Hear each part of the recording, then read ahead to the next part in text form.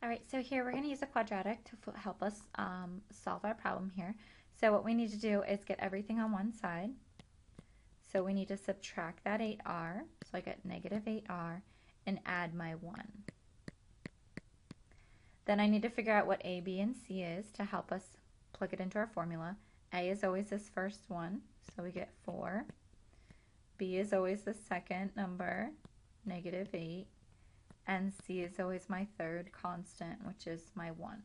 So now I'm going to do is plug it into my formula. So my formula says negative b, so the opposite of b. It's negative 8, so positive 8, plus or minus the square root, b squared, negative 8 squared, minus 4 times a is 4, times my c of 1, all over 2 times a. Okay, so next I'm going to simplify underneath the square root. When I multiply that out, I get 48 all over 8.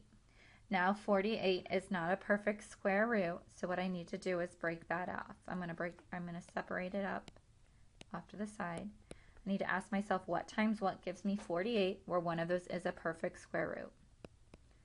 16 times 3. Square root of 16 is 4. Square root of 3, I can't do anything. So that gives me 8 plus or minus 4 square roots of 3 all over 8. Now I'm not done because I can still simplify. If we see all our whole numbers here, 8, 4, and 8, we can simplify each of those by 4. So 4 goes into 8 2 times. 4 goes into 4 1 time. 4 goes into 8 2 times. So I'm going to get a final answer of 2 plus or minus the square root of 3 over 2. Again, you only are looking at your whole numbers there. I'm not worried about the square root.